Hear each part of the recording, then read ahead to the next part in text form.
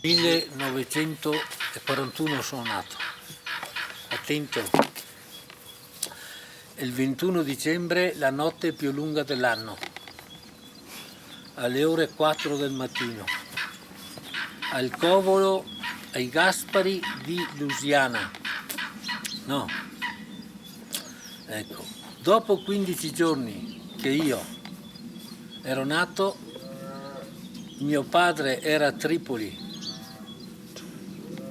in Libia, e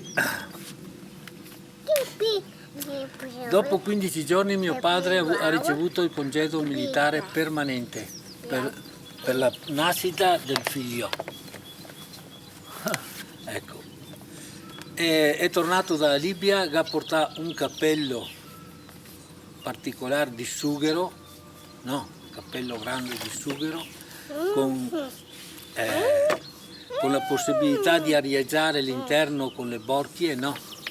Ecco, che noi da voce dopo lo avevamo smontato perché eravamo curiosi cosa c'era dentro. Di notte, no, eravamo 3 fratelli, quando andavamo a letto, no, smontavano il cappello, l'orologio taschino di mio padre, perché dentro era tutto particolare, molto bello. E allora io ho chiesto a mio padre: cosa facevi papà in Libia?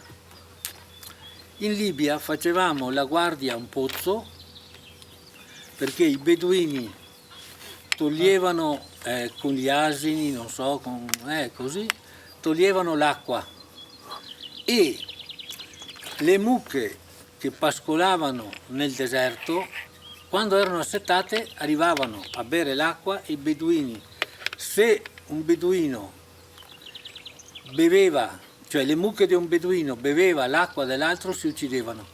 E allora l'esercito faceva guardia dei pozzi.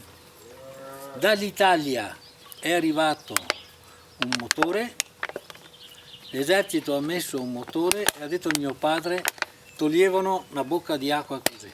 Hanno fatto un canale nel deserto, c'è stata acqua per tutto il bestiame senza più problemi, e addirittura riuscivano a irrigare i terreni.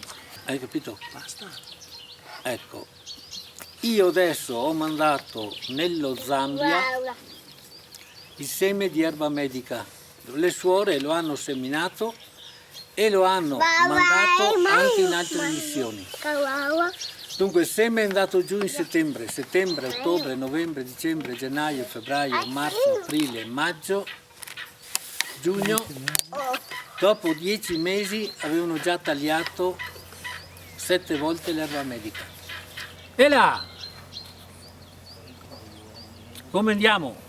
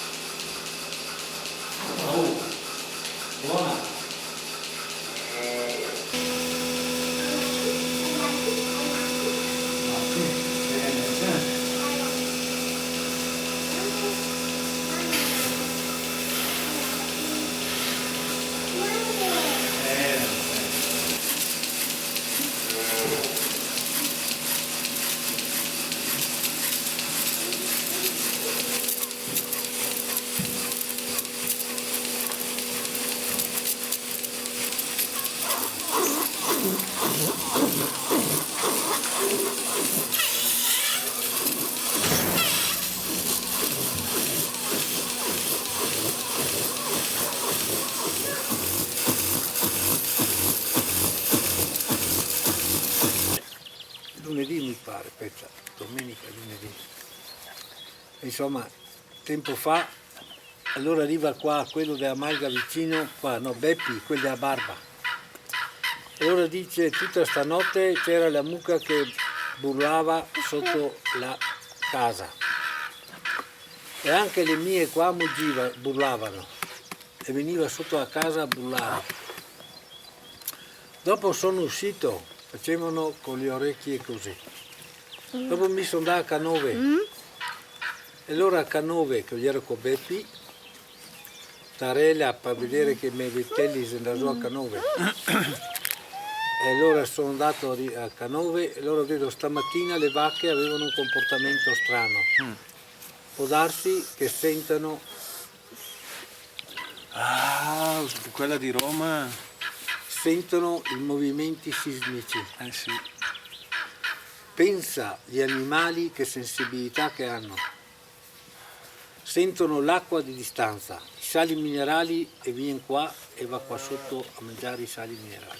Gli altri anni le vacche di Sarona venivano qua a mangiare sale.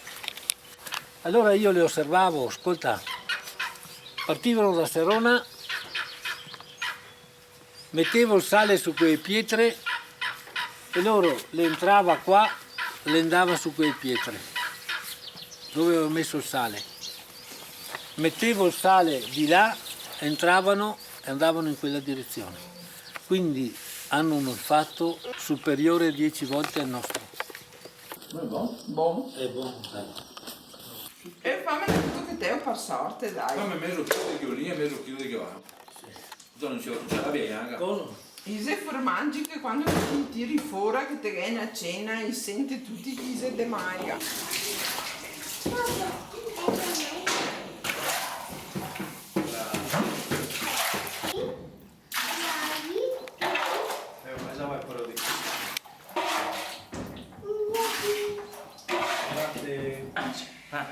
Dai, mangiala.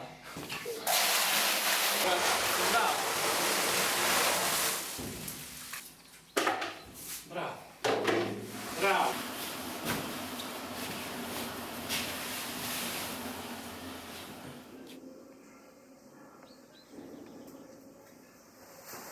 Io, eccoli qua.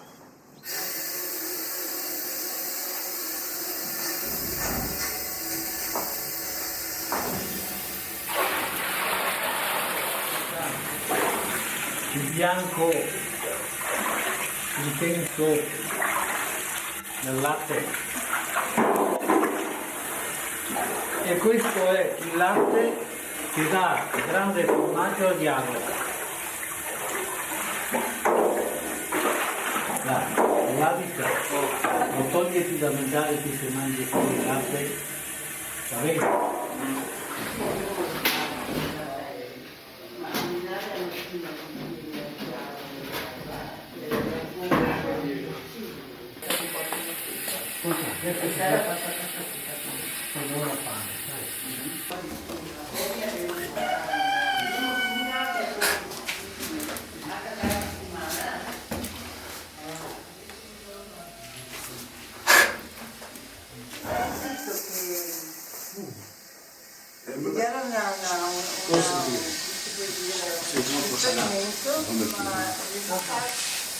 Vedi? Vabbè, sei troppo salato.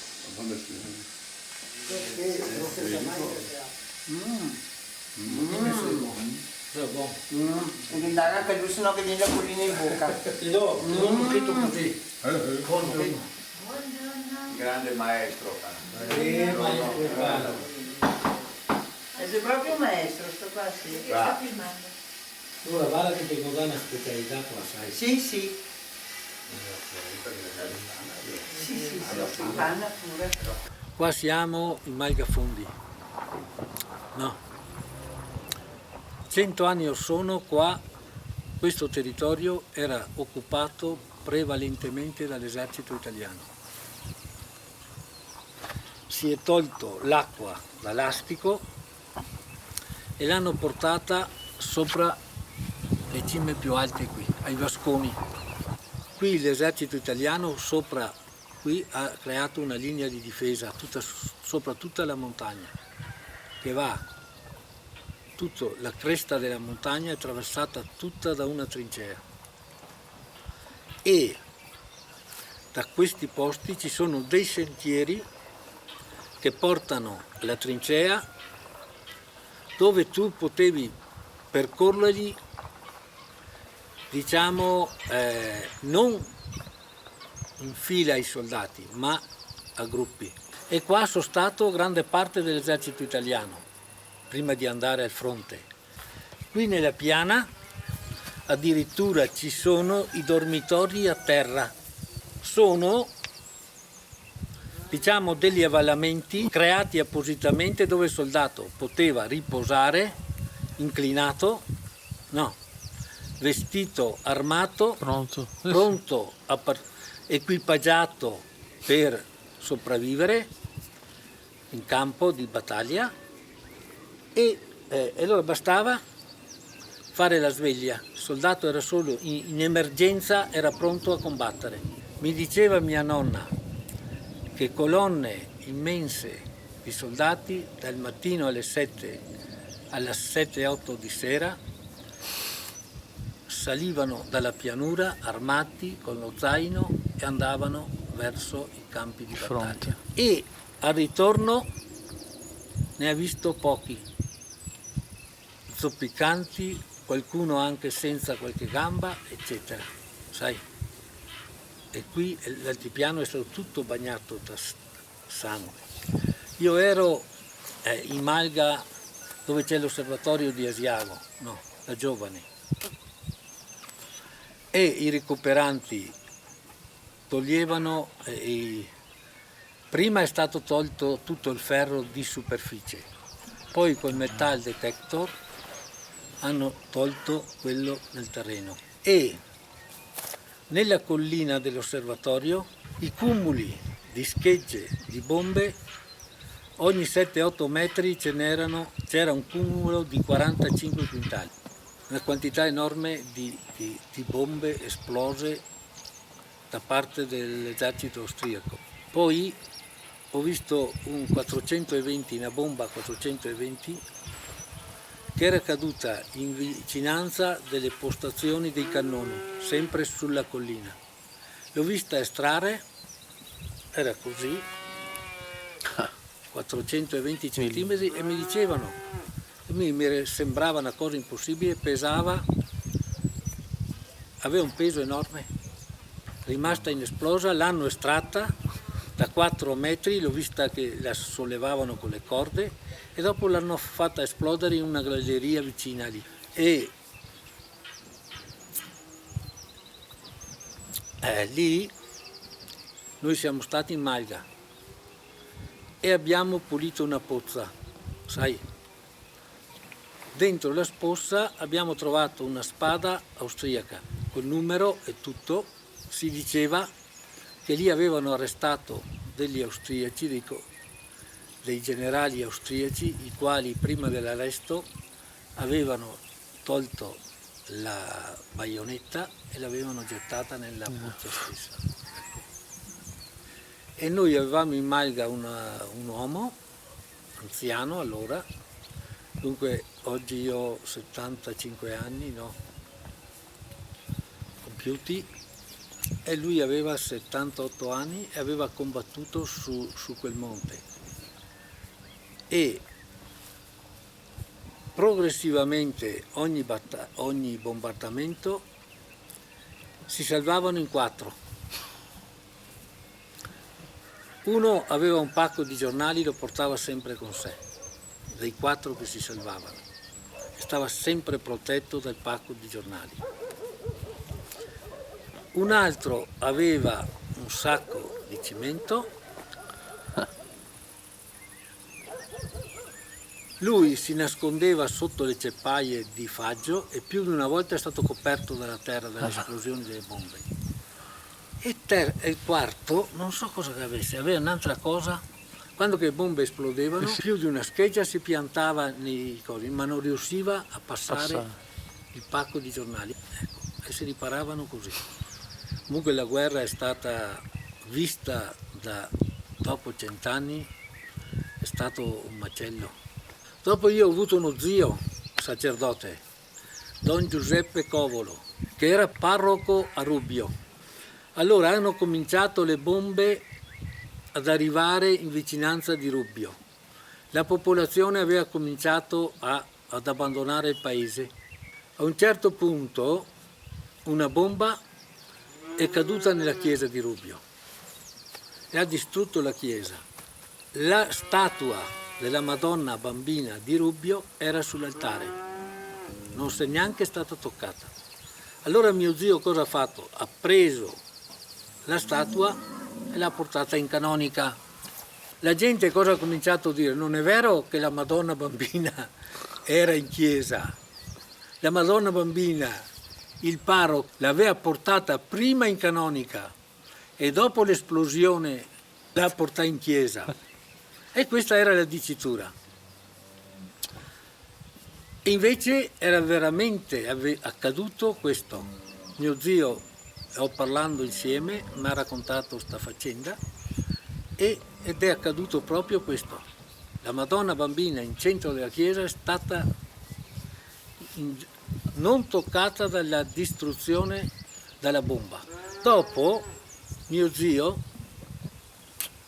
è stato nominato cappellano militare sul Piave e poi ha avuto anche la nomina di confessore di soldati. No. Il giorno della battaglia, alle ore 10:30 a San Donà di Piave, il Piave era pieno di morti, italiani e austriaci, e rosso di sangue. Quando io ho visto la foto di mio zio, che non me l'ha voluta lasciare, la foto, non sapevo mica che mio zio era stato sull'esercito. E allora quando penso alla situazione, che era parroco al Rubbio, che la Madonna Bambina si era salvata dal bombardamento, dico forse questo era un presagio della cosa, perché sul Piave mi raccontava che loro non seguivano tutte le battaglie via radio sul Monte Grappa, perché mi diceva eravamo terrorizzati perché una delle tattiche dell'esercito austriaco era quello di prendere alle spalle il nostro esercito da dietro, e allora se gli austriaci riuscivano a conquistare le posizioni avanzate del Monte Grappa, da lì quei cannoni riuscivano a sparare sul Piave, hai capito? Mi disse sul Monte Grappa siamo riusciti a contenere l'esercito austriaco, ogni attacco, ha detto, si arrivava a pochi uomini, a 10 uomini che sparavano da parte italiana, 7 uomini da parte austriaca. Non restava in piedi nessuno. Dalla parte di mia nonni, no, da Lusiana, da Marsiele a Campana, l'esercito italiano ha requisito 100 mucche da latte. L'esercito aveva finito le scorte di carne per fornire la carne ai soldati che erano in trincea in prima linea. E le mucche sono partite da Lusiana in colonna, stavano con 10 centimetri di neve sulla coltre bianca, pacche di colore mantello nero, le famose rendene, no, e viaggiavano verso il fronte in colonna perché sulla neve dove camminava la prima mucca le altre la seguivano e sono state inviate al fronte per essere macellate. Inoltre questo da parte dei nonni di mia madre. Da mio nonno invece paterno, il genio militare ha tagliato i boschi di quercia per fornire le traversine sulle gallerie. E ora mio nonno mi diceva, mio nonno non tagliava mai le piante per lo studio e per pagare debiti, e se no le piante non si tagliavano mai. Dice qui c'era un bosco di querce e allora io gli ho chiesto, ma nonno perché lo hai tagliato? Perché sapevo che lui non tagliava mai una pianta. Ecco. E allora quella volta mio nonno disse, guarda, le ha tagliate il genio militare. E anche lì da noi dove abitavamo, no. Hanno fatto gallerie, trincee, forato la montagna, da una parte e l'altra come posizione di linea difensiva della guerra del 15-18. E allora un giorno io ho chiesto a mio nonno, nonno, ma tu non avevi paura degli austriaci? No, noi eravamo certi di vincere la guerra. Ma dico, ma perché? Perché, e gli ho detto, noi eravamo cacciatori ed eravamo abituati a sparare. E